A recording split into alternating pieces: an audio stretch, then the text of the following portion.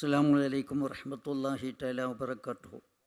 അൽഹംദുലില്ലാഹി റബ്ബിൽ ആലമീൻ വസ്സലാത്തു വസ്സലാമു അലാ സയ്യിദിൽ മുർസലീൻ വഅലാ ആലിഹി വസ്സഹ്ബിഹി അജ്മഈൻ. അമ്മാ ബഅദ്. അഭിവന്യരായ സയ്യിദുമാരെ, ഉലമാക്കളെ, കാരണവന്മാരെ, വിദ്യാർത്ഥികളെ, മറ്റ് സദസ്യരെ,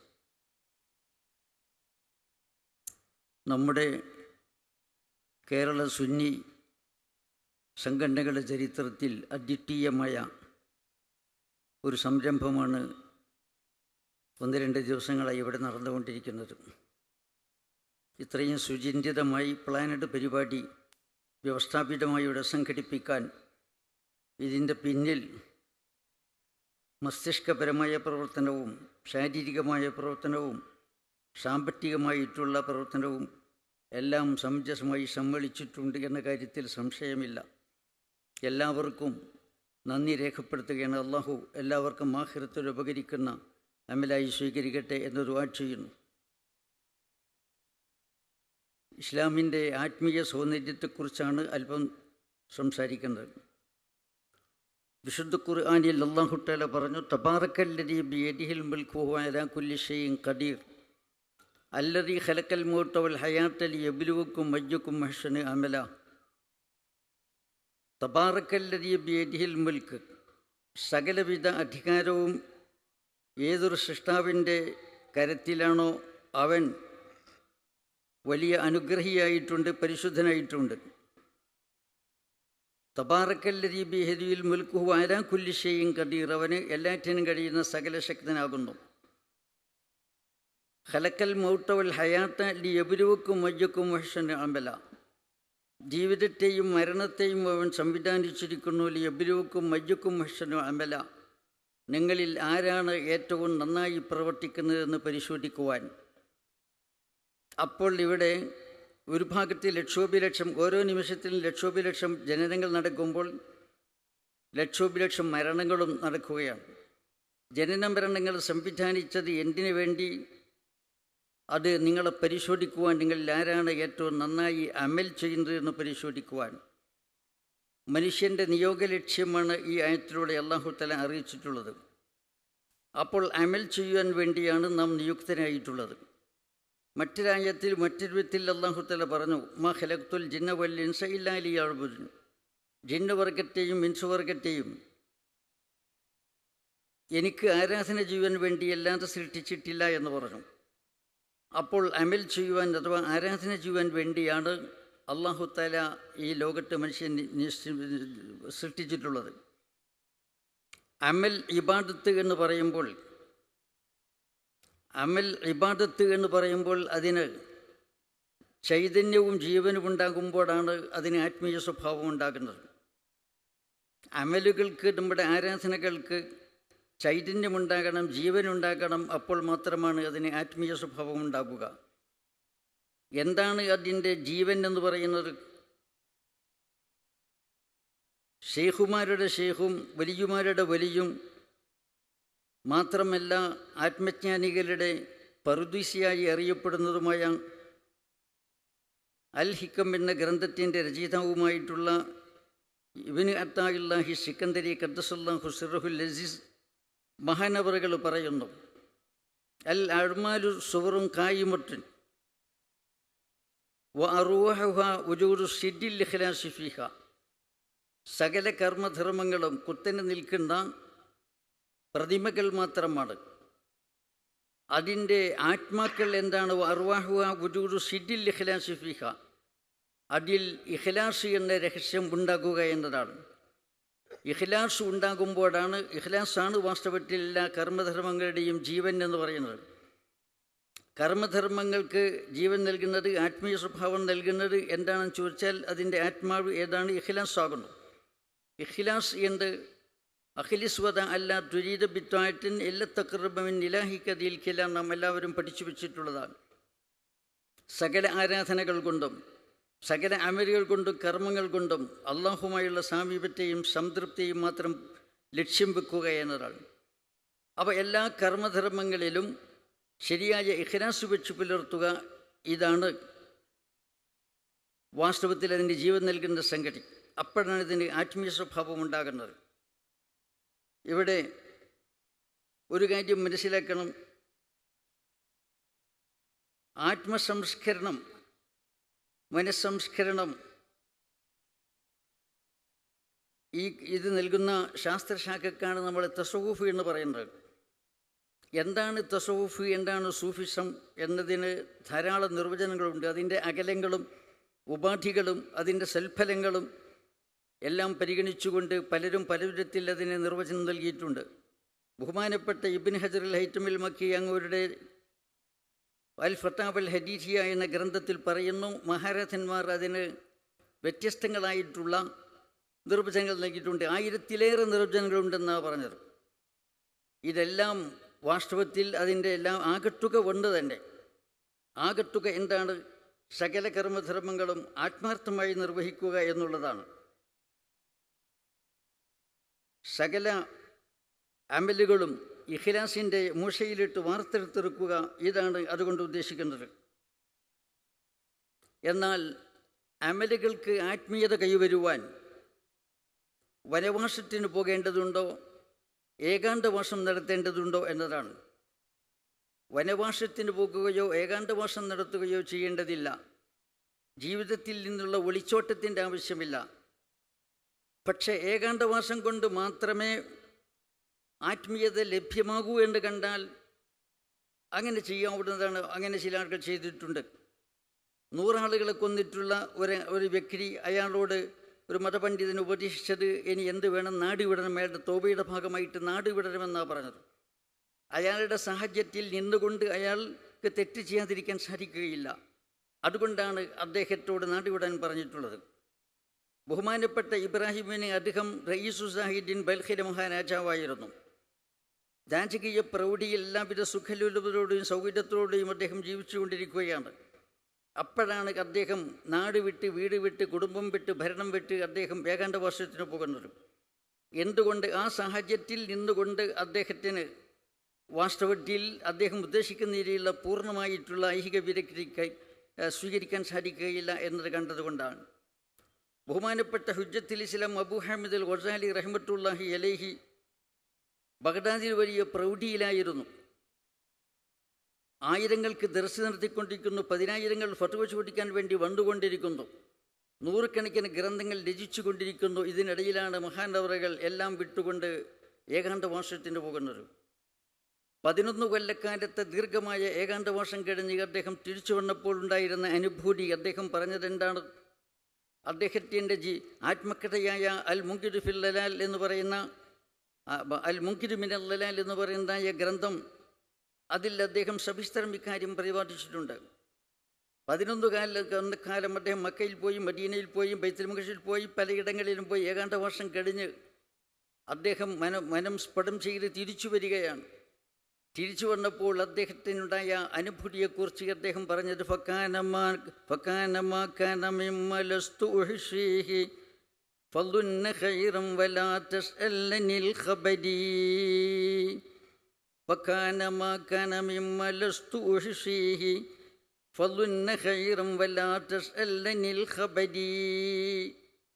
സംഭവിച്ചതെല്ലാം സംഭവിച്ചു, ഉണ്ടായതെല്ലാം ഉണ്ടായി.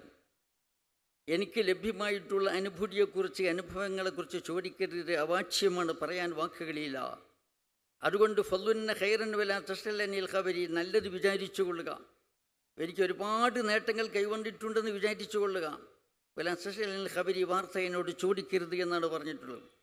അപ്പോൾ ഇങ്ങനെ ചില മഹാരഥന്മാർ ഇടക്കാലത്ത് ഏകാന്തവാസം നടത്തിയത് നമുക്ക് കാണാൻ സാധിക്കുന്നു. പക്ഷേ ഏകാന്തവാസം നടത്തിയെങ്കിലേ ആത്മീയത ഉണ്ടാകൂ എന്ന് പറയാൻ പറ്റുമോ? അത് പറയാൻ പറ്റുകയില്ല. ബഹുമാനപ്പെട്ട ഇബ്നു അത്താഇല്ലാഹി സിക്കന്ദരിയുടെ ഗുരുനാഥനായ ഷെയ്ഖ് അബുൽ അബ്ബാസിൽ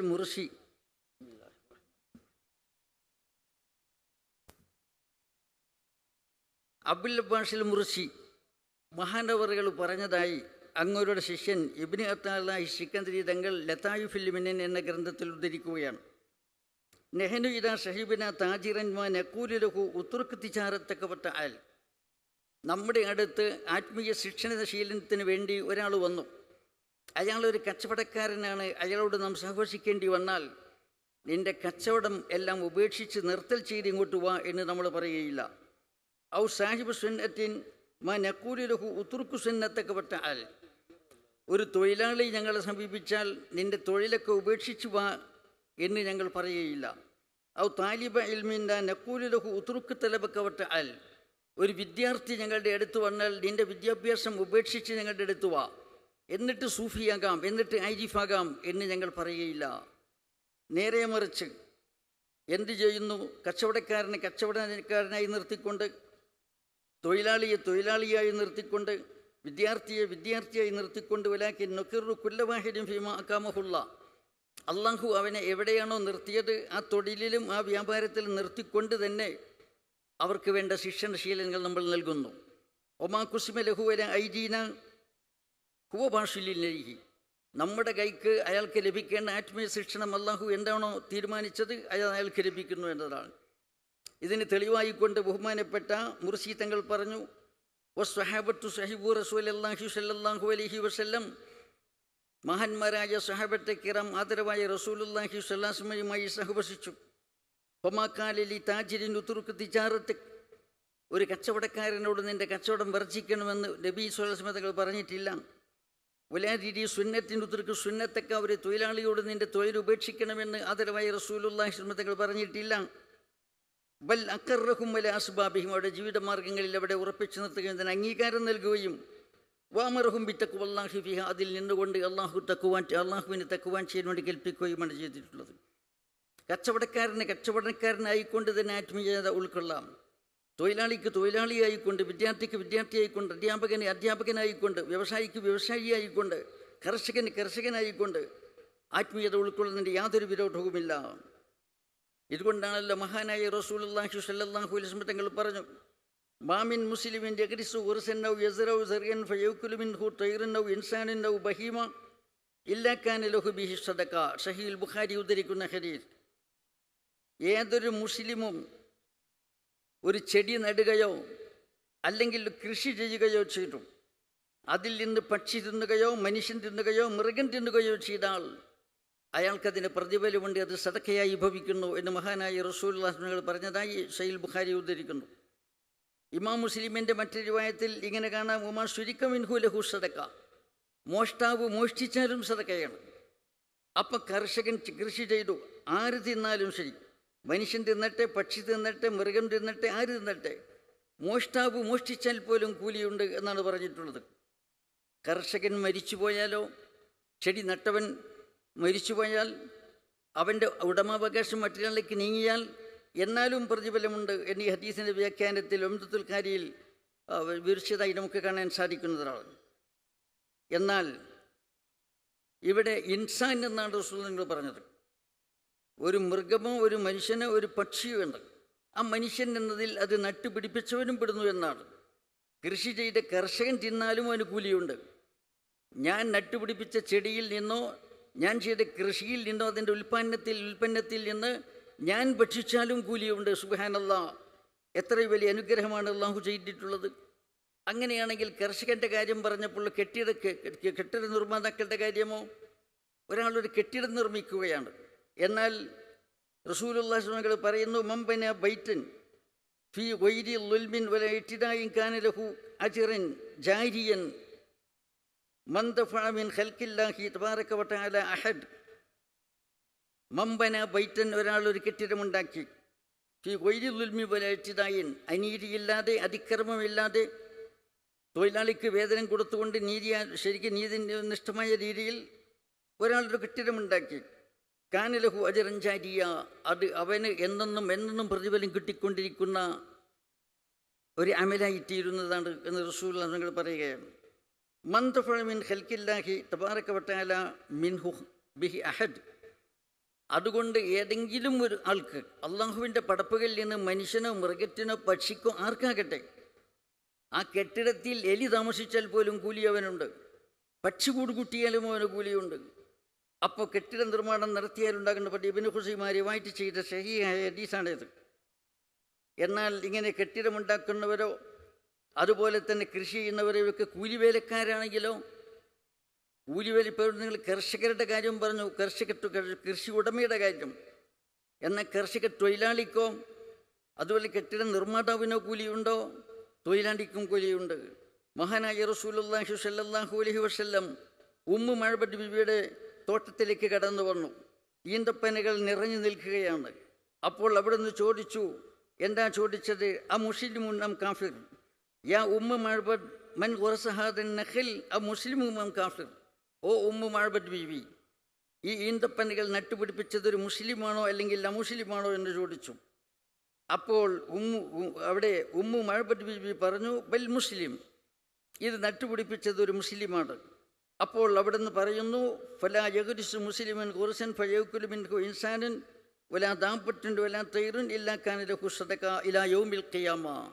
എങ്കിൽ ഒരു മുസ്ലിം ഒരു ചെടി നടുകയും അതിൽ നിന്ന് മനുഷ്യനോ മൃഗമോ പക്ഷിയോ തിന്നാൽ അവന് പ്രതിഫലം ലഭിച്ചുകൊണ്ടേയിരിക്കും. ആ വൃക്ഷത്തിൻ്റെ ഫലവും ഖിയാമത്ത് നാൾ വരെ, ലോകാവസാനം വരെ നിലനിൽക്കുന്നുവെങ്കിൽ ലോകാവസാനം വരെ അവന് കൂലി കിട്ടിക്കൊണ്ടിരിക്കുന്നു. ഒരു മാവ് നട്ടുപിടിപ്പിച്ചു, ആ നാവിൽ നിന്ന് മാങ്ങ ആരൊക്കെ തിന്നുന്നു, കൂലി. ഒരു മാങ്ങയുടെ അണ്ടി വീണ്ടും മുളച്ച് വീണ്ടും മാവാകുന്നു എങ്കിൽ വീണ്ടും കൂലി. അനുസ്യൂതം അത് തുടർന്നാൽ ഖിയാമത്ത് നാൾ വരെ അനുസ്യൂതം കൂലി കിട്ടിക്കൊണ്ടിരിക്കുന്നു എന്നാണ് ഇമാം മുസ്ലിം റിവായത്ത് ചെയ്ത ഹദീസിൽ പറയുന്നത്. അപ്പോൾ ഈ ഹദീസിൽ നിന്നൊരു കാര്യം നമുക്ക് മനസ്സിലാക്കാൻ സാധിക്കുന്നു.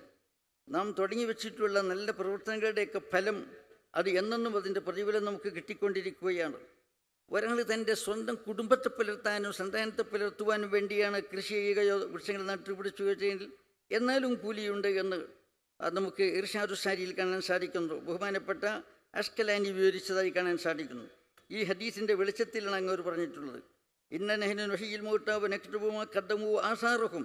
വിശുദ്ധ ഖുർആൻ പറഞ്ഞുവല്ലോ, വനക്തുബു മാ ഖദ്ദമൂ ആസാറഹും. ജനങ്ങൾ മുൻകൂട്ടി ചെയ്തു വെച്ചിട്ടുള്ള കർമ്മധർമ്മങ്ങൾ നാം രേഖപ്പെടുത്തുന്നു. മാത്രമല്ല ആസാറഹും, അവരുടെ അനന്തരഫലങ്ങളെയും. ഒരാൾ ചെയ്ത പ്രവർത്തനത്തിൻ്റെ അനന്തരഫലം എത്രത്തോളം കാലം തുടരുന്നുവോ അതിൻ്റെ പ്രതിഫലവും രേഖപ്പെടുത്തുന്നു എന്നാണ് വിശുദ്ധ ഖുർആൻ നമ്മളെ പഠിപ്പിച്ചിട്ടുള്ളത്. അപ്പം അതുകൊണ്ട് എന്താന്ന് പറഞ്ഞാൽ ഇവിടെ നമുക്ക് വേണ്ടത് ആത്മീയമായ ഒരു ഒഴുക്ക് നാം സൃഷ്ടിക്കണം. ആത്മീയത ഉൾക്കൊണ്ടിട്ടുള്ള ഒരു കറാഹത്ത് പോലും ചെയ്യാത്ത വ്യക്തികൾ ധാരാളം നമ്മുടെ സമുദായത്തിലുണ്ട്. അത് പോരാ, നമ്മുടെ പൂർവികർ ചെയ്തതുപോലെ ആത്മീയതയുടെ ഒഴുക്ക് തന്നെ പ്രവാഹം സൃഷ്ടിക്കണം. ആ പ്രവാഹത്തിലേക്ക് അറിഞ്ഞോ അറിയാതെയോ മറ്റൊരു ലയിക്കണം. അപ്പോഴാണ് ശരിയായ പരിവർത്തന സമൂഹത്തിലുണ്ടാക്കാൻ സാധിക്കുക. വഖാലിത്തി സുലഹ നിൽതസ്വലാഹ ബിഹിം ലിഅന്നഹും ഫീ വുജൂഹിൽ നർലി യക്മാറു. സജ്ജനങ്ങളോട് സത്തുക്കളോട് സഹകരിക്കുക, എന്നാൽ അവരുടെ കൂടെ ചേർന്നുകൊണ്ട് നിനക്കും സത്തുക്കളുടെ കൂടെ ഗണത്തിൽപ്പെടാൻ സാധിക്കുന്നതാണ്. മാഉൽ കനീഫി ഇദാ മാഷാല മുഖ്തലിതൻ ബിമായി നെഹ്രിം ബസാലത്ത് മിൻഹു വഖ്ദാറു. തെളിനീരൊഴുകുന്ന ഒരു പുഴ, ശുദ്ധജലമൊഴുകുന്ന ഒരു പുഴയിലേക്ക് ടോയ്ലറ്റിലെ ദുഷിച്ച വെള്ളം വന്നു ചേർന്നാൽ ആ വെള്ളം ശുദ്ധമായിത്തീരുന്നു എന്നതുപോലെ വാസ്തവത്തിൽ ആത്മീയത വേണ്ടതുപോലെ ഉൾക്കൊണ്ടിട്ടില്ലാത്ത ആളുകളും ആത്മീയത ഉൾക്കൊണ്ട സമൂഹത്തിലേക്ക് ഒട്ടിച്ചേർന്ന സമൂഹത്തിൽ ലയിച്ചു കഴിഞ്ഞാൽ അവർ നന്നായിത്തീരുമെന്നാണ് കവി നമ്മളെ പഠിപ്പിക്കുന്നത്. അപ്പം അതുകൊണ്ട് എന്താണെന്ന് പറഞ്ഞാൽ ഒരു ഒടുക്ക് സൃഷ്ടിക്കണം, അതിന് ഒത്തുചേരണം എല്ലാവരും. എന്തിന് സംഘം, എന്തിന് സംഘടന എന്ന് ചോദിക്കുന്നവരുണ്ട്. യദുല്ലാഹി അലൽ ജമാഅ എന്നാണ്. അള്ളാഹുവിൻ്റെ സഹായഹസ്തം ഉണ്ടാകുന്നത് ജമാഅത്തിന്മേൽ, സംഘത്തിന്മേലാണ്, സമൂഹത്തിന്മേലാണ്. അതുകൊണ്ട് ഈ സമൂഹത്തിൽ മറ്റുള്ള ലയിക്കുന്നതിന് ഒരു ഒഴുക്ക് നമ്മൾ സൃഷ്ടിക്കുക തന്നെ ചെയ്യണം. അങ്ങനെയുള്ള പ്രവാഹത്തിലൂടെയാണ് ആഗോളതലത്തിൽ വലിയ വിപ്ലവം സാധിക്കുവാൻ പൂർവികരായിട്ടുള്ള മുസ്ലിമുകൾക്ക് സാധിച്ചിട്ടുള്ളത്. ഇവിടെ എന്താണെന്ന് പറഞ്ഞാൽ നമ്മൾ ശക്തമായി പ്രവർത്തിക്കേണ്ടതുണ്ട്, സുചിന്തിതമായി പ്രവർത്തിക്കേണ്ടതുണ്ട്. കാരണം ഒരു ഭാഗത്ത് നമ്മൾ ഭാഗികമായി നിർമ്മാണം നടത്തിക്കൊണ്ടിരിക്കുമ്പോൾ മറുഭാഗത്ത് സംഹാരമാണ് നടന്നുകൊണ്ടിരിക്കുന്നത്. ഒരു കവി പറഞ്ഞത് വളരെ സാന്ദർഭികമായിട്ടുണ്ട്. എന്താ കവി പറഞ്ഞത്? മത്തായബുലുൽ ബുന്യാനു യൗമൻ കമാലഹു ഇദാ കുൻത തബ്നീഹി വഗൈറുക യഹ്ദിമു. മത്തായബുലുൽ ബുന്യാനു യൗമൻ കമാലഹു ഇദാ കുൻത തബ്നീഹി വഗൈറുക യഹ്ദിമു. നീ കെട്ടിടം നിർമ്മിച്ചു കൊണ്ടിരിക്കുകയാണ്, പക്ഷേ എപ്പോഴാണ് അതിൻ്റെ നിർമ്മാണം പൂർത്തിയാവുക? നീ ഒരു ഭാഗത്ത് നിർമ്മാണം നടത്തുമ്പോൾ മറുഭാഗത്ത് സംഹാരം നടന്നുകൊണ്ടിരിക്കുകയാണ്. അപ്പോൾ എങ്ങനെയാണ് നിർമ്മാണം പൂർത്തിയാക്കുക എന്നാണ് കവി പറഞ്ഞിട്ടുള്ളത്. അപ്പോൾ ഇവിടെ ഒരു കാര്യം മനസ്സിലാക്കേണ്ടത് എന്താണെന്ന് പറഞ്ഞാൽ നാനാഭാഗത്തു നിന്നും സംഹാരം നടന്നുകൊണ്ടിരിക്കുകയാണ്. അപ്പോൾ ഇവിടെ നമ്മുടെ നിർമ്മാണം പൂർത്തിയാകണമെങ്കിൽ സുശക്തമാകണം, അതിന് സംഘടിതമായിട്ട് പ്രവർത്തിക്കുക തന്നെ ചെയ്യണം. വാസ്തവത്തിൽ ഇസ്ലാമിൽ എന്താണ് ഇസ്ലാമിൻ്റെ സൗന്ദര്യം, ആത്മീയ സൗന്ദര്യം നമുക്ക് മനസ്സിലാക്കണമെങ്കിൽ മറ്റുള്ള ചില മതങ്ങളുടെ ആചാരവുമായി തുലനം ചെയ്യുമ്പോഴാണ് മനസ്സിലാക്കാൻ സാധിക്കുക. ഇസ്ലാമിൽ മഹാനായ റസൂലുള്ളാഹി പ്രഖ്യാപിച്ചു, ലാ റഹ്ബാനിയത്ത് ഫിൽ ഇസ്ലാം, ഇസ്ലാമിൽ സന്യാസമോ പൗരോഹിത്യമോ ഇല്ലെന്ന് പ്രഖ്യാപിക്കുകയുണ്ടായി. റഹ്ബാനിയത്തിന് ഇബത്തതുവ നമ്മുടെ സഹോദര സമുദായമായ ക്രിസ്ത്യാനികൾ അവിടെ പുരോഹിതന്മാർ റഹ്ബാനിയത്തിനെ നിർമ്മിച്ചതിനെക്കുറിച്ച് വിശുദ്ധ ഖുർആൻ പറഞ്ഞിട്ടുണ്ട്. ഇത് വാസ്തവത്തിൽ ഒരു കാലഘട്ടത്തിൽ റോമിൽ വളരെ അതിരുകവിഞ്ഞു, വളരെ ദയനീയമായ അവസ്ഥയിലേക്ക് വന്നതായി അബുൽ ഹസൻ അലി നദ്വി എന്ന് പറയുന്നവർ ഇന്ത്യയിലെ വലിയ അറബി സാഹിത്യകാരനായിരുന്ന അബു ഹസൻ അലി നദ്വി അദ്ദേഹത്തിൻ്റെ മാസ്റ്റർ പീസായിട്ടുള്ള മാതാ ഹസ്രൽ ആലമു ബിൻ ഹിത്താത്തിൽ മുസ്ലിമീൻ എന്ന ഗ്രന്ഥത്തിൽ ചില ഉദാഹരണങ്ങളോടുകൂടി ഉദ്ധരിച്ചിരിക്കുകയാണ്. ലക്കി എന്ന് പറയുന്ന എഴുത്തുകാരൻ ഹിസ്റ്ററി ഓഫ് യൂറോപ്യൻ മോറൽസ് എന്ന് പറയുന്ന ഗ്രന്ഥത്തിൽ രേഖപ്പെടുത്തിയ ചില കാര്യങ്ങളിൽ അദ്ദേഹം എടുത്തുദ്ധരിച്ചിരിക്കുകയാണ്. അതെന്താണെന്ന് പറഞ്ഞാൽ, മാർക്കരിയൂസ് എന്ന് പറയുന്ന ഒരു പുരോഹിതൻ, അദ്ദേഹം 6 മാസക്കാലം അദ്ദേഹം ഒരു ചതുപ്പ് നിലത്ത് പോയി കിടന്നുറങ്ങി. ദേഹപീഡനം എന്തിനു വേണ്ടി? ദൈവത്തെ പ്രീണിപ്പിക്കാൻ, അള്ളാഹുവിനെ പ്രീണിപ്പിക്കാൻ, പടച്ചവനെ പ്രീണിപ്പിക്കാൻ ദേഹദണ്ഡനം നടത്താമെന്നാണ് വിശ്വസിച്ചിട്ടുള്ളത്. അങ്ങനെ ചതുപ്പ് നിലത്ത് പോയി 6 മാസക്കാലം അദ്ദേഹം രാത്രി ഉറങ്ങുമായിരുന്നു. എന്തിനു വേണ്ടി എന്ന് ചോദിച്ചാൽ, അദ്ദേഹത്തെ കൊതുക് കടിക്കുവാൻ വേണ്ടി, കൊതുകിൻ്റെ കടി സഹിക്കുവാൻ വേണ്ടിയാണ് അങ്ങനെ കൃത്രിമമായിട്ട് ചെയ്തിരുന്നത്. മറ്റൊരാളെക്കുറിച്ച് പറയുന്ന യൂസിബിസ് എന്ന് പറയുന്നതായ ഒരു പുരോഹിതൻ, അദ്ദേഹം കിൻഡൽ കണക്കിന് ഇരുമ്പ് ചുമന്നുകൊണ്ട് നടക്കുമായിരുന്നു എന്ന് പറയുന്നത് ദേഹപിണ്ഡനം നടത്തുവാൻ വേണ്ടി. എന്തുമാത്രമല്ല, അദ്ദേഹം 3 വർഷക്കാലം ഒരു പൊട്ടക്കിണറ്റിലാണ് അദ്ദേഹം താമസിച്ചത് എന്ന് കാണാൻ സാധിക്കുന്നു. സെൻറ്റ് ജോൺ എന്ന് പറയുന്ന ഒരു പുരോഹിതൻ, അദ്ദേഹം ഒറ്റക്കാലിൽ നിന്നുകൊണ്ട് 3 കൊല്ലക്കാലം ജീവിച്ചു എന്നാണ്. അദ്ദേഹം ഉറങ്ങിയിട്ടില്ല, ഇരുന്നിട്ടില്ല. ക്ഷീണം വന്നാൽ ഒരു പാറക്കല്ലിലേക്ക് ചാരി കിടന്നുകൊണ്ട് ഉറങ്ങും, അല്പസ്വല്പം ഉറങ്ങുകയും വിശ്രമിക്കുകയും ചെയ്യും, അത്രമാത്രം. അങ്ങനെ എത്ര കാലം ചോദിച്ചാൽ 3 വർഷക്കാലം ദയനീയമായ രംഗമാണ് ഇവിടെ ഉണ്ടായിട്ടുള്ളത്. ചില പുരോഹിതന്മാർ വസ്ത്രം ധരിക്കാറുണ്ടായിരുന്നില്ല അത്രേ. അവർ എന്താണ്, അവരുടെ മുടി നീട്ടുകയും മുടി കൊണ്ട് മാത്രം അവറത്ത് മറക്കുകയും ചെയ്യുമായിരുന്നു. അവർ എന്താണെന്ന് പറഞ്ഞാൽ മൃഗങ്ങൾ നടക്കുന്നത് പോലെ, കണ്ടുകാലികൾ നടക്കുന്നത് പോലെ കൈകാലുകൾ കുത്തി നടക്കുക പതിവായിരുന്നു എന്ന് പറയുന്നു. അവരിൽ നിന്ന് കുറേയധികം ആളുകൾ എന്താണ് ഗഹ്വരയത്തിലായിരുന്നു താമസിച്ചിരുന്നത്. ചില ആളുകൾ പൊട്ടക്കിണറ്റിലായിരുന്നു താമസിച്ചിരുന്നത്. ചില ആളുകൾ കബറിലായിരുന്നു താമസിച്ചിരുന്നത്. ചില ആളുകൾ പുല്ല് തിന്നുമായിരുന്നു എന്നും കാണാൻ സാധിക്കുന്നു. ചില ആളുകൾ പുല്ല് തിന്നുമായിരുന്നു. ശരീരശുദ്ധി വരുത്തുക എന്നത്, വെള്ളം ഉപയോഗിച്ചുകൊണ്ട് ശരീരശുദ്ധി വരുത്തുക എന്നത് ആത്മീയ ശുദ്ധിക്ക് വിരുദ്ധമാണെന്ന് അവർ വിശ്വസിച്ചിരുന്നു. റോമിൽ 2 നൂറ്റാണ്ട് കാലത്തിൽ ഏറെക്കാലം നിലനിന്നിരുന്നുള്ള ഒരു ആചാരമാണ് പറയുന്നത്. അവരുടെ അടുക്കൽ ഏറ്റവും വലിയ ഐഹിക വിരക്തിയും ഭക്തിയുമുള്ള ആൾ ആരായിരുന്നു ചോദിച്ചാൽ, ഏറ്റവും കൂടുതൽ അടുക്കിൽ ജീവിക്കുന്ന ആളായിരുന്നു, വൃത്തികൾ ജീവിക്കുന്ന ആളായിരുന്നു. അന്തോണി എന്ന് പറയുന്നൊരു പുരോഹിതൻ, അദ്ദേഹം എന്താണെന്ന് പറഞ്ഞാൽ ജീവിതകാലത്ത് ഒരിക്കലും തന്നെ 2 കാല് കഴുകുക എന്ന കുറ്റം ചെയ്തിട്ടില്ല എന്നാണ് പറയുന്നത്. അബ്രഹാം എന്ന് പറയുന്നതായ ഒരു പുരോഹിതൻ, അദ്ദേഹത്തിൻ്റെ മുഖത്തോ കാലിലോ 50 കൊല്ലം, 1/2 നൂറ്റാണ്ട് കാലം വെള്ളം സ്പർശിക്കുക പോലും ചെയ്തിട്ടില്ല. ഇതൊക്കെ അവരുടെ റഹ്ബാനിയത്തിൻ്റെ, പൗരോഹിത്യത്തിൻ്റെ, സന്യാസത്തിൻ്റെയും ബ്രഹ്മചര്യയുടെയും ഭാഗമായിട്ടാണല്ലോ സ്വീകരിച്ചിട്ടുള്ളത്. ഇതാണ് ഖുർആൻ പറഞ്ഞത്. റഹ്ബാനിയത്തിന് ഇവറ്ററുഹാഫമാറൗഹക്കരിയായിട്ടിക, റഹ്ബാനിയത്തിനെ അവർ സ്വയമായി നിർമ്മിച്ചുണ്ടാക്കി. നാം അവരോട് കൽപ്പിച്ചിട്ടില്ലാത്ത, നാം ആജ്ഞാപിച്ചിട്ടില്ലാത്ത റഹ്ബാനിയത്തിനെ അവർ സ്വയം നിർമ്മിച്ചുണ്ടാക്കി. എന്നിട്ടോ ഫമാറൗഹക്കരിയായിട്ട് അത് വേണ്ടതുപോലെ അവർ പരിഗണിക്കുകയോ പരിപാലിക്കുകയോ ചെയ്തില്ല. പ്രകൃതി വിരുദ്ധമായ കാര്യം കൂടുതൽ കാലം തുടരാൻ സാധിക്കുകയില്ല എന്നതാണ് സത്യം. അബുൽ ഹസൻ അലി അദ്ദേഹത്തിൻ്റെ മാതാ ഹസ്രൽ ബിൻ ഹിത്താത്തിൽ മുസ്ലിമിൻ്റെ ഗ്രന്ഥത്തിൽ ഇത് ഹിസ്റ്ററി ഓഫ് യൂറോപ്യൻ മോറൽസ് എന്ന ഗ്രന്ഥത്തെ ഉദ്ധരിച്ചുകൊണ്ടാണ് രേഖപ്പെടുത്തിയിട്ടുള്ളത്. എന്നാൽ മുസ്ലിമുകളെ ഇതിൽ നിന്ന് അള്ളാഹു തആല രക്ഷപ്പെടുത്തിയിരിക്കുകയാണ്. വിശുദ്ധ ഖുർആൻ പറഞ്ഞു, യാ അയ്യുഹല്ലദീന ആമനൂ ലാ തുഹദ്ദിമൂ തയ്യിബാതി മാ ഹല്ലല്ലാഹു ലക്കും, ഓ സത്യവിശ്വാസികളെ, അള്ളാഹു നിങ്ങൾക്ക് അനുവദിച്ചു തന്നിട്ടുള്ള നല്ല വസ്തുക്കളെ നിങ്ങൾ ഹറാമാക്കരുത് എന്ന് അള്ളാഹു തആല വിശുദ്ധ ഖുർആനിൽ നമ്മളെ അറിയിച്ചിരിക്കുകയാണ്. അള്ളാഹു അനുവദിച്ച നിഷിദ്ധ കാര്യങ്ങളെ ഹറാമാക്കുക. ഖുർആൻ ചോദിക്കുന്നു, കുൽ മൻ ഹറമ സീനത്തല്ലാഹി അല്ലത്തി അഖ്റജ ലിഇബാദിഹി വത്തയ്യിബാതി മിനർ റിസ്ഖി, മൻ ഹറമ സീനത്തല്ലാഹ്, അള്ളാഹു അനുവദിച്ചിട്ട് അല്ലതി അഖ്റജ ലിഇബാദിഹി, തൻ്റെ അടിമകൾക്ക് വേണ്ടി അള്ളാഹു ഉൽപ്പാദിച്ചിട്ടുള്ള അലങ്കാര വസ്ത്രങ്ങളെ നിഷിദ്ധമാക്കിയവൻ ആരാണ്? അതിന് അധികാരം കൊടുത്തത്? തയ്യുബാറ്റ് പിന്നെ ഡിസ്കി, നല്ല പോഷകമൂല്യങ്ങളുള്ളതായ ആഹാരങ്ങളെയും ആരാണ് ഹറാമാക്കിയത് എന്ന് അല്ലാഹു തആല ചോദിക്കുകയാണ്. മഹാനായ റസൂലുള്ളാഹി സ്വല്ലല്ലാഹു അലൈഹി വസല്ലം പറയുന്നു, ആഡംബര രാഹിത്യം അത് വർഷം നല്ല ലക്ഷണമാണ്. ലാളിത്യം, ജീവിതത്തിൽ എല്ലാ രംഗത്തും ലാളിത്യം വേണം. പക്ഷേ എന്താണെന്ന് പറഞ്ഞാൽ ഈ രീതിയിലുള്ളതായിട്ടുള്ള അനാവശ്യമായ കാർക്കശ്യങ്ങൾ പാടില്ല. ഇന്നല്ലാഹ യുഹിബ്ബു അൻ യറാ അസറ നിഅമതിഹി അലാ അബ്ദി, അള്ളാഹുവിൻ്റെ അടിമയ്ക്ക് ചെയ്തിട്ടുള്ള അനുഗ്രഹത്തിൻ്റെ ചിഹ്നവും അടയാളവും അതിൻ്റെ ബഹിർപ്രകടനം അവൻ്റെ ശരീരത്തിൽ കാണുന്നത് അള്ളാഹു തആല ഇഷ്ടപ്പെടുന്നു. അള്ളാഹു സമ്പത്ത് കൊടുത്താൽ അതിൻ്റെ ഐശ്വര്യം അവനിൽ കാണണം. അള്ളാഹു അവന് ആഹാരങ്ങൾ നൽകി അതിൻ്റെ ലക്ഷണം അവനിൽ കാണണം.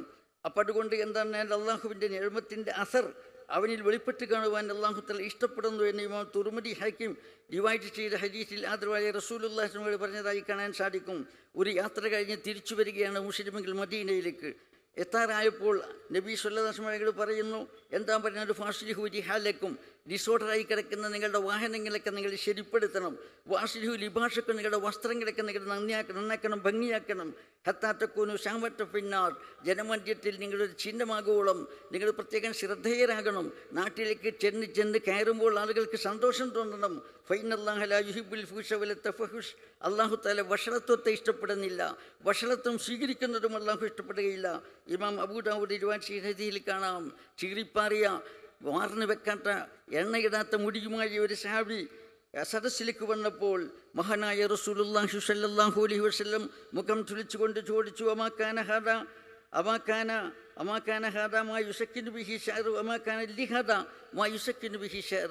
ഈ മനുഷ്യന് അയാളുടെ മുടി ഒതുക്കി വെക്കാൻ ആവശ്യമായ എണ്ണയും ചീർപ്പും കിട്ടിയില്ലയോ? നബി തങ്ങൾ ദേഷ്യത്തോടുകൂടി ചോദിക്കുകയാണ്. അതുപോലെ തന്നെ മുഷിഞ്ഞ വസ്ത്രത്തോടു കൂടി ഒരാൾ വന്നപ്പോൾ അവിടെ നിന്ന് ചോദിക്കുന്നു, ഇയാൾക്ക് വസ്ത്രം കെടുകാൻ ആവശ്യമായ വെള്ളവും സോപ്പും കിട്ടിയില്ലേ എന്ന് നബി തങ്ങൾ ചോദിക്കുകയുണ്ടായി. അല്പം മുഖം ചുളിച്ചുകൊണ്ട് വിമിഷ്ടത്തോടു കൂടിയാണ് നബികൾ ചോദിക്കുന്നത്. അബൂ ദാവൂദ് നസായി ചെയ്ത ഹദീസിൽ ഇങ്ങനെ കാണാൻ സാധിക്കുന്നതാണ്.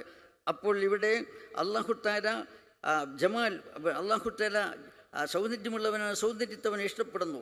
അള്ളാഹു വൃത്തിയുള്ളവനാണ്, വൃത്തിയെ ഇഷ്ടപ്പെടുന്നു. ഒരു ഹദീസിൽ കാണാം, ഇന്നല്ലാഹ നദീഫുൻ യുഹിബ്ബുൻ നല്ലാഫ, അള്ളാഹു തആല വൃത്തിയുള്ളവനാണ്, അവൻ വൃത്തിയെ ഇഷ്ടപ്പെടുന്നു. അതുകൊണ്ട് ഫനദ്ദിഫു അഫ്നിയത്തക്കും വലാ തുശ്ബിഹു ബില്ലഹു, നിങ്ങളുടെ വീടുമുറ്റങ്ങൾ നിങ്ങൾ വൃത്തിയാക്കണം, നിങ്ങളുടെ വീടുമുറ്റങ്ങൾ നിങ്ങൾ വൃത്തിയാക്കണം. മദീനയിലെ ജൂതന്മാരോട് നിങ്ങൾ സദൃശരാകരുത്, അവരുടെ വൃത്തി കുറഞ്ഞവരാണ് എന്ന് ആദരവായ റസൂലുള്ളാഹി സ്വല്ലല്ലാഹു അലൈഹി വസല്ലം തങ്ങൾ പറയുകയുണ്ടായി. അപ്പോൾ എൻ്റെ ഇസ്ലാമിൻ്റെ സൗന്ദര്യം ഇവിടെ നമുക്ക് കാണാൻ സാധിക്കുന്നതാണ്. അതുകൊണ്ട് തന്നെ എന്താണെന്ന് പറഞ്ഞാൽ ആത്മീയത എന്ന് പറഞ്ഞാൽ ഈ പറഞ്ഞിട്ടുള്ള കാര്യങ്ങളൊക്കെ വെടിഞ്ഞുകൊണ്ട് കുളിക്കാതെ, വസ്ത്രം അലക്കാതെ, മുടി ചീകാതെ, എണ്ണ കൊടുക്കാതെ അങ്ങനെയുള്ള രീതിയിൽ ജീവിക്കുകയാണോ? അതല്ല ആത്മീയത എന്ന് പറയുന്നത്. ആത്മീയതൻ്റെ തൻ്റെതായ രൂപം ദീനുൽ ഇസ്ലാമാണ് പഠിപ്പിച്ചിരിക്കുക. ഇസ്ലാം പ്രകൃതിയുടെ മതമാണ്. മനുഷ്യൻ പ്രകൃതിയെ തന്നെ സൗന്ദര്യത്തെയും വൃത്തിയെയും ഇഷ്ടപ്പെടുന്നു. അതുകൊണ്ട് സൗന്ദര്യത്തോടെയും വൃത്തിയോടും കൂടി ജീവിക്കുക എന്നതാണ് യഥാർത്ഥമായിട്ടുള്ള ആത്മീയത എന്ന് ഇതിൽ നമുക്ക് മനസ്സിലാക്കാൻ സാധിക്കുന്നതാണ്. എന്നാൽ ഞാൻ നിർത്തുമ്പോഴൊരു കാര്യം പറയട്ടെ. ഒരു മുസ്ലിമിന് ആത്മീയതയോടുകൂടി ജീവിക്കാൻ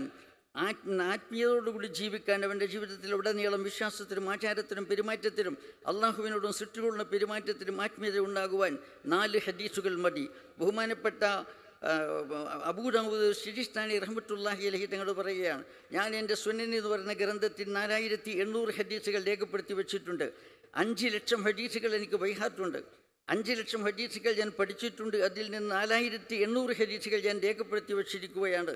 ഈ ഹദീസിൽ നിന്ന് 4 ഹദീസ് മതി ഒരു മുസ്ലിമിന് യഥാർത്ഥ മുസ്ലിമായി ജീവിക്കുവാൻ എന്ന് പറഞ്ഞുകൊണ്ട് മഹാനവറുകൾ പറഞ്ഞിട്ടുള്ളത് ഒരു ഹദീസ് ഇന്നമൽ അഅ്മാലു ബിന്നിയ്യാത്ത് എന്നതാണ്. തീർച്ചയായിട്ടും കർമ്മധർമ്മങ്ങൾ പരിഗണിക്കപ്പെടുന്നത് ഉദ്ദേശങ്ങൾ കൊണ്ടാകുന്നു. മനുഷ്യൻ്റെ വിചാരവികാര വീക്ഷണങ്ങളും എല്ലാ കർമ്മധർമ്മങ്ങളും എല്ലാം നമ്മൾ പറഞ്ഞല്ലോ, ആത്മീയതയുടെ മൂശയിലിട്ട് വാർക്കണമെന്ന് പറഞ്ഞുവല്ലോ. അതുകൊണ്ട് നിയ്യത്ത് കൊണ്ടാണ് അമലുകൾ പരിഗണനീയമാകുന്നത്. അമൽ സതുദ്ദേശത്തോടെയാണെങ്കിൽ അതെല്ലാം സൽക്കർമ്മങ്ങളായിത്തീരുന്നു, ഇല്ലെങ്കിൽ അതൊക്കെ ദുഷ്കർമ്മങ്ങളായിത്തീരുന്നു. അല്ലെങ്കിൽ പ്രതിഫലം കിട്ടാത്ത നിഷ്ഫലാമലുകളായി മാറുന്നു. ഇന്നമല്ലമാലു ബിന്നിയാട്ട് സകല അമലുകളും കർമ്മധർമ്മങ്ങളും പരിഗണിക്കപ്പെടുന്നത് ഉദ്ദേശം കൊണ്ടാണ്. ഏത് കാര്യം ചെയ്യുമ്പോൾ ഉറങ്ങാൻ കിടക്കുമ്പോൾ, അതുപോലെ തന്നെ ഭക്ഷണം കഴിക്കാൻ തുടങ്ങുമ്പോൾ, ഭാര്യയുമായി ശല്യപിക്കുമ്പോൾ, വീട് നിർമ്മിക്കുമ്പോൾ, കൃഷി ചെയ്യുമ്പോൾ, ഏത് കാര്യങ്ങൾ ചെയ്യുമ്പോഴും അള്ളാഹുവിൻ്റെ പൊരുത്തം ലക്ഷ്യം വെച്ചുകൊണ്ട് നിയ്യത്തോടുകൂടിയായിരിക്കണം. എന്നാൽ അതിനൊക്കെ പ്രതിഫലമുണ്ട്. രണ്ടാമത്തെ ഹദീസ്, മിൻ ഹുസ്നി ഇസ്ലാമിൽ മറി തെർക്കുഹു മാലായരി തെർക്കുഹു മാനായരി. ഒരു മുസ്ലിമിൻ്റെ ഇസ്ലാമിൻ്റെ സൗന്ദര്യത്തിൽപ്പെട്ടതാണ് അനാവശ്യ കാര്യം ഉപേക്ഷിക്കുക എന്നത്. ആവശ്യത്തിലധികമുള്ള വസ്ത്രം വേണ്ട, ആവശ്യത്തിലധികമുള്ള വീട് വേണ്ട, ആവശ്യത്തിലേറെയുള്ള വാഹനം വേണ്ട, അതുപോലെ ആവശ്യത്തിലധികമുള്ള സമ്പത്ത് വേണ്ട, എല്ലാ അനാവശ്യങ്ങളും ഉപേക്ഷിക്കുക. ഇത് ഒരു മുസ്ലിമിൻ്റെ ഇസ്ലാമിൻ്റെ സൗന്ദര്യത്തിൽപ്പെട്ടതാണ്. ഇതാണ് രണ്ടാമത്തെ ഹദീസ്. മൂന്നാമത്തേത്, ലായകൂന മുഅ്മിനൻ മുഅ്മിനൻ ഹത്താ യുഹിബ്ബ ലിഅഖിഹി മാ യുഹിബ്ബു ലിനഫ്സിഹി. ഒരാൾ മുഅ്മിനാകണമെങ്കിൽ തൻ്റെ സഹോദരന് തനിക്ക് ഇഷ്ടപ്പെടുന്നത് തൻ്റെ സഹോദരനും ഇഷ്ടപ്പെടണം. തനിക്ക് ഇഷ്ടപ്പെടുന്നത് എന്തൊക്കെ ഉണ്ടോ അതൊക്കെ തൻ്റെ സഹോദരനും ഇഷ്ടപ്പെടണം. തന്നെ ഒരാൾ ദൂഷണം പറയുന്നത് എനിക്ക് ഇഷ്ടമല്ല, തന്നെക്കുറിച്ച് ഒരാൾ അപവാദം പറയുന്നത് എനിക്ക് ഇഷ്ടമല്ല, അതുപോലെ തൻ്റെ സ്വത്ത് ഒരാൾ അപഹരിക്കുന്നത് ഇഷ്ടമല്ല.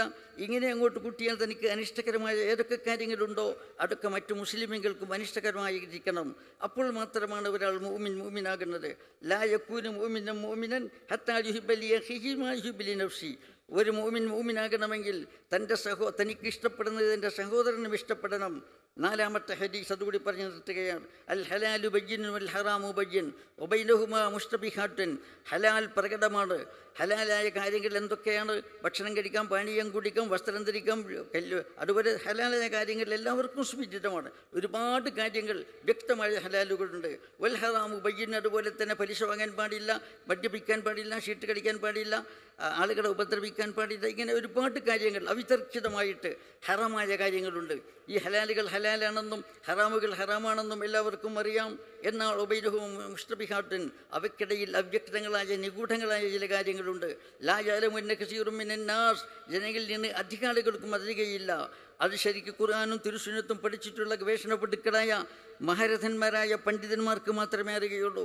അവരിൽ നിന്ന് ആ വിധി മനസ്സിലാക്കി നിജസ്ഥിതി മനസ്സിലാക്കുന്നത് വരെ സ്റ്റേ ഓർഡർ വേണം. അതുകൊണ്ട് അതുമായി ബന്ധപ്പെടാൻ പാടില്ല. ഫമൻ തറക്കഹ ഫഖദിസ്തബറഅ ദീനിഹി വഗൈറിഹി. സംശയാസ്പദമായ കാര്യങ്ങൾ അതിൻ്റെ നിജസ്ഥിതി ആധികാരിക പണ്ഡിതന്മാരിൽ നിന്ന് കിട്ടുന്നത് വരെ അതുമായി ബന്ധപ്പെടാതെ ഒരാളാകേണ്ടി നിന്നാൽ അവൻ്റെ അഭിമാനത്തിനും ദീനിനും അവൻ സുരക്ഷ നൽകി എന്നാണ് ഈ ഹദീസിൽ പറഞ്ഞിട്ടുള്ളത്. ഇതാണ് നാലാമത്തെ ഹദീസ്. അപ്പോൾ നിയ്യത്ത് വേണമെല്ലാം നിയ്യത്തോടുകൂടിയായിരിക്കണം കർമ്മങ്ങൾ നിർവഹിക്കുന്നത്. അതുപോലെ തന്നെ എന്താണെന്ന് പറഞ്ഞാൽ അനാവശ്യ കാര്യങ്ങൾ ഉപേക്ഷിക്കണം. മൂന്നാമതായിട്ട് തനിക്കിഷ്ടപ്പെടുന്നത് തൻ്റെ സഹോദരനെ ഇഷ്ടപ്പെടണം. നാലാമതായിട്ട് സംശയാസ്പദമായ കാര്യങ്ങൾ ഹറാം ഉപേക്ഷിക്കുന്നത് പോലെ തന്നെ സംശയാസ്പദമായ കാര്യങ്ങളും ഉപേക്ഷിക്കണം. അതിനെ നിജസ്ഥിതി മനസ്സിലാക്കുന്നത് വരെ അതുമായി അകന്ന് നിൽക്കണം. അള്ളാഹു സുബ്ഹാനഹു വ തആല അങ്ങനെ അള്ളാഹുവിൻ്റെ വിധിവിലക്കുകൾ അനുസരിച്ച് ജീവിച്ച് ആത്മീയത ഉൾക്കൊള്ളുന്ന മുഅ്മിനീങ്ങളിൽ നമ്മളെല്ലാവരെയും ഉൾപ്പെടുത്തി തരുമാറാകട്ടെ. ആത്മീയമായ ഉത്കർഷമുള്ള ആളുകളുമായിട്ട് സദാ ബന്ധപ്പെടേണ്ടതാകുന്ന വളരെ ആവശ്യമാണ്. ഒരു കാര്യം കൂടി പറഞ്ഞു ഞാൻ അവസാനിപ്പിക്കുകയാണ്. ബഹുമാനപ്പെട്ട ഖാദിൽ കുളാട്ട് ഉമർ ഖാദിയെ പരിചയമില്ലാത്ത കേരളീയൻ ആരും ഉണ്ടായിരിക്കുകയില്ല. കേരളത്തിൽ ആപാനവൃതം ജനങ്ങൾക്കും അറിയാം. ബഹുമാനപ്പെട്ട ഉമർ ഖാദിയെ വലിയായിരുന്നു. മഹാനവറുകളെ അദ്ദേഹം ജയിലിലടക്കപ്പെട്ടപ്പോൾ, ബ്രിട്ടീഷുകാരുടെ ജയിലിലടക്കപ്പെട്ടപ്പോൾ യാന്ത്രികമായി കറാമത്ത് കൊണ്ട് പുറത്തു വന്ന മഹാനാണ്. മാത്രമല്ല ഹുജറാ ഷരീഫിന് മദീനയിൽ ചെന്ന് ഹുജറാ ഷരീഫിയുടെ മുമ്പിൽ നിന്ന് മഹാനായ റസൂലുള്ളാഹി സ്വല്ലല്ലാഹു അലൈഹി വസല്ലം പ്രകീർത്തിച്ച് കവിത ആലപിച്ചപ്പോൾ യാന്ത്രികമായി ഹുജറാ ഷരീഫിയുടെ കവാടം അദ്ദേഹത്തിന് വേണ്ടി തുറക്കപ്പെട്ടു എന്നത് സുപ്രസിദ്ധമായ സംഭവമാണ്. അത്രയും വലിയ കറാമത്തിൻ്റെ ഉടമയും ഖാദിൽ കുളാത്താണ്. വലിയ ആലിമും വലിയ പണ്ഡിതനുമായിരുന്നു. മഹാനവറുകൾ ജയിലിലടക്കപ്പെട്ടപ്പോൾ ആദ്യം കറാമത്ത് കൊണ്ട് പുറത്തു വന്നെങ്കിലും രണ്ടാമത് ജയിലിലടക്കപ്പെട്ടപ്പോൾ കറാമത്ത് ഉപയോഗിച്ചില്ല. അള്ളാഹുവിൻ്റെ വിധിക്ക് വിധേയനായി സഹിച്ച് ക്ഷമിച്ചുകൊണ്ട് അവിടെ നിൽക്കുകയാണുണ്ടായത്. അപ്പോൾ ജയിലറയിൽ നിന്ന് അദ്ദേഹം സങ്കടത്തിൽ കുളിർന്ന കണ്ണീരിൽ കുതിർന്ന ഒരു കത്ത് അങ്ങോരുടെ ഷെയ്ഖും ഗുരുവര്യനുമായ ബഹുമാനപ്പെട്ട കുതുബുസ്സമാൻ മമ്പറന്തങ്ങൾക്ക് ഒരു കത്തയക്കുകയുണ്ടായി. ആ കത്ത് തുടങ്ങുന്നത് ഇങ്ങനെയാണ്: സലാമും മിനൽ മഹ്ബൂബി ഖദ്ദാമികും ഉമർ മുരീദികുമുൽ അശിൽ ഫഖീരിൽ മുകമ്മദി. നിങ്ങളുടെ സാധുവായ ഫക്കീറായ നിങ്ങളുടെ ശിഷ്യനാണ് ഞാൻ, എൻ്റെ സലാം നിങ്ങൾക്കെന്ന് പറഞ്ഞുകൊണ്ട് തുടങ്ങി. അങ്ങനെ അടിവെച്ച് അവസാനിക്കുന്നത് എങ്ങനെയാണെന്നറിയാമോ? അതാണ് ശ്രദ്ധിക്കേണ്ടത്. ദുആഉകുമു യാ സയ്യിദി ഖൈറു ബുഖിയത്തി ലിഅസ്ലാഹി ഫിദ്ദുനിയ വലിൽ ഫൗസി ഫിൽ ഗദി. ദുആഉകുമു യാ സയ്യിദി ഖൈറു ബുഖിയത്തി لأصلح في الدنيا وللفوز في غدي. ദുആഉക്കും യാ സയ്യിദി, എൻ്റെ യജമാനരെ, നിങ്ങളുടെ പ്രാർത്ഥന അതാണ് എൻ്റെ ഏറ്റവും വലിയ അഭിലാഷം. ഖൈറുബുയത്തി, എൻ്റെ ഉദാത്തമായ അഭിലാഷം അതാണ്. എന്തിൻ്റെ? അസ്ലഹ ഫി ദുനിയ, ദുനിയാവിൽ ഞാൻ നന്നായിട്ടിരുവാൻ. അസ്ലഹ ഫി ദുനിയ വലിൽ ഫൗസി ഫി ഗദി, നാളെ പരലോകത്ത് വിജയിക്കുവാനും ദുനിയാവിൽ നന്നാകുവാനും പരലോകത്ത് വിജയിക്കുവാനും അങ്ങോട്ട് പ്രാർത്ഥന വേണം. അള്ളാഹുവിൻ്റെ വലിയായ കറാമത്തിൻ്റെ ഉടമയായ വലിയ പണ്ഡിതനായ നിമിഷക്കവിയായ ബഹുമാനപ്പെട്ട സർവാംഗീകൃത പണ്ഡിതനായ ബഹുമാനപ്പെട്ട ഉമർ ഖാലിയാണ് പറയുന്നത് തൻ്റെ ഷെയ്ഖിനോട്, ഞാൻ സ്വലാഹിലാകുവാൻ, നന്നായിട്ടിരുവാൻ, ആഖിറത്തിൽ വിജയിക്കുവാൻ നിങ്ങളുടെ ദുആ വേണമെന്ന്. ആത്മീയ നേതാക്കളുമായും പണ്ഡിതന്മാരുമായി ഉസ്താദുമാരുമായി കണക്ഷൻ വേണം. അവരോട് ദുആ കൊണ്ട് വസിയത്ത് ചെയ്യണം, അവിടെ ദുആ ഏറ്റുവാങ്ങണം. അങ്ങനെയുള്ള സാലിഹ്യങ്ങളിൽ, സത്തുക്കളിൽ, വിനയാന്വിതരിൽ അള്ളാഹു നമ്മളെല്ലാവരെയും ഉൾപ്പെടുത്തി തരുമാറാകട്ടെ. ഈ മഹത്തായ സംരംഭം ഇവിടെ സംഘടിപ്പിക്കുന്നതിന് ഒരുപാട് ആളുകൾ കഠിനാധ്വാനം ചെയ്തിട്ടുണ്ട്. ശാരീരികമായി, അതുപോലെ തന്നെ മസ്തിഷ്കപരമായി, അതുപോലെ തന്നെ സാമ്പത്തികമായി അധ്വാനിച്ചിട്ടുണ്ട്. എല്ലാവർക്കും കണ്ണുകുളിറക്കി അള്ളാഹു പ്രതിഫലം നൽകുമാറാകട്ടെ. അവരെയും നമ്മളെയും അള്ളാഹു കുടുംബത്തോടുകൂടി, നമ്മുടെ അഹ്ലിക്കാരോടുകൂടി, ശിഷ്യന്മാരോടുകൂടി, സഹപ്രവർത്തകരോടുകൂടി ജന്നാത്തുൽ ഫിർദൗസിൽ ഒരുമിച്ച് കൂട്ടി തരുമാറാകട്ടെ എന്ന് ദുആ ചെയ്തുകൊണ്ട് നിർത്തുന്നു. അസ്സലാമു അലൈക്കും വറഹ്മത്തുള്ളാഹി തആല വബറകാതുഹു.